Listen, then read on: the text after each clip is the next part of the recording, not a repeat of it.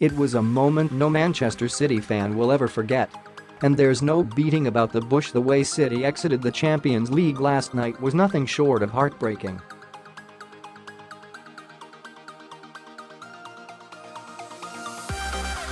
When Raheem Sterling controlled Sergio Aguero's pass and steered in what everyone thought was the winner, no one had the tiniest inkling it might not count.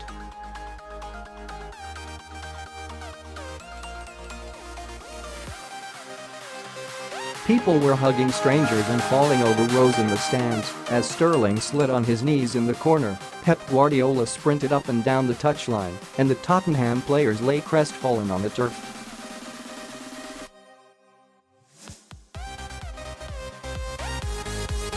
Then came the immortal words over the tannoy, uttered in a voice which told you what was coming. VAR goal review shortly followed by the fateful square hand signal from the referee and him pointing towards the Spurs goal to signal the offisde.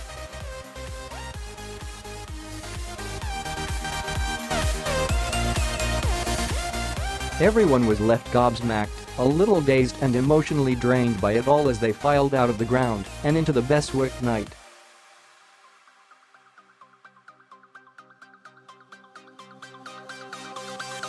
And if you're anything like me, that feeling will have lingered this morning as you got up and made my way into work or school.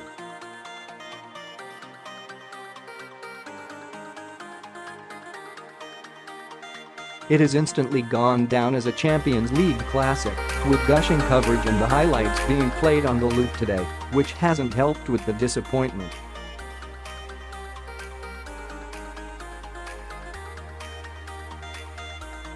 I saw it referred to as the reverse Aguero goal by one gutted fan online.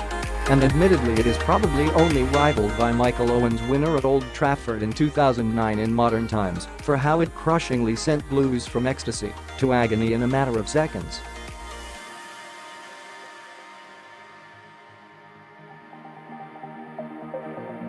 City fans have probably forgotten how such disappointment felt, having become serial winners since Pep Guardiola's arrival.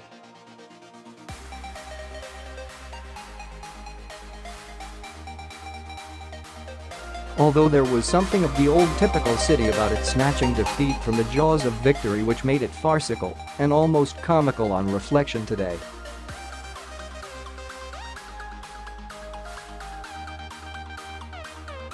But however raw the emotion, as the dust settles, City's players, staff, and equally as importantly, fans, need to quickly get over what is a big psychological blow and get back on the horse for the rest of the season.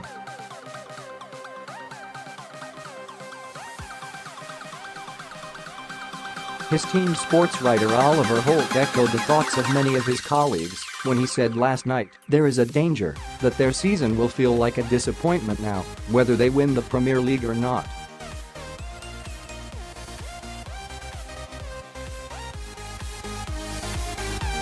But to diehard Blues, that idea is just preposterous. Although there has been lots of talk about the quadruple, no City fan realistically expected them to win all four.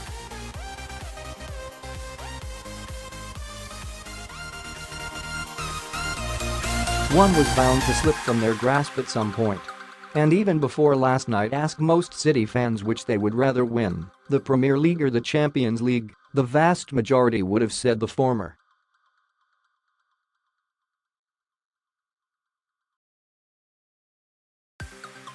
And to see City prevail over their increasingly bitter rivals Liverpool in the title race would be as satisfying to the Blue faithful than almost anything in recent times, perhaps with the exception of 2012.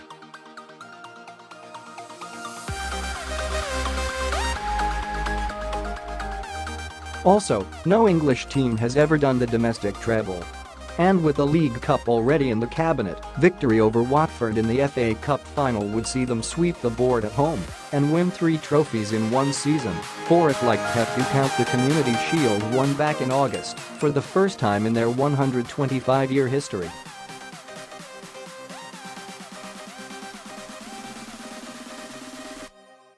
And will anyone really be talking about the Champions League if they are parading 3 cups through the streets of Manchester in May? But of course, for that to happen, there are several big performances needed in the coming weeks.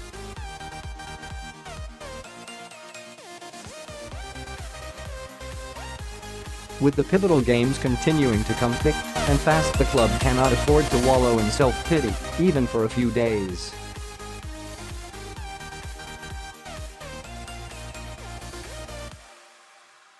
It is one of those weird quirks of the fixture list that Spurs are back at the Etihad on Saturday lunchtime in the league.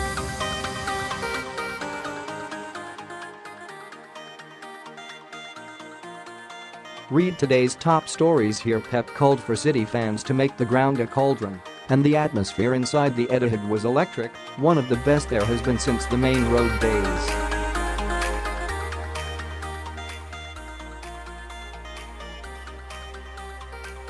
And there is the possibility Saturday's game could easily feel a bit flat and have the feeling of after the Lord Mayor's show after last night's drama.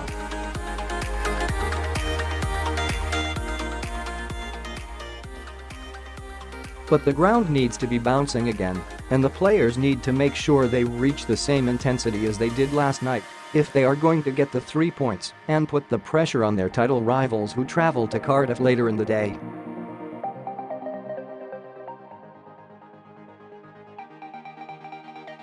It's easy to forget amid all the disappointment that City actually won the game, and that in reality the tie was probably lost in North London, with Sergio Aguero's penalty miss looking more and more costly on reflection.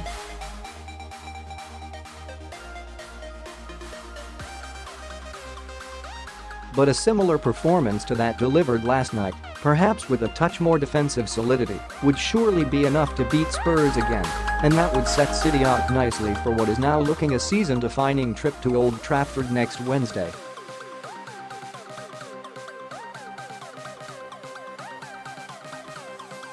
Win those two, and things really will start to look rosy in the garden again.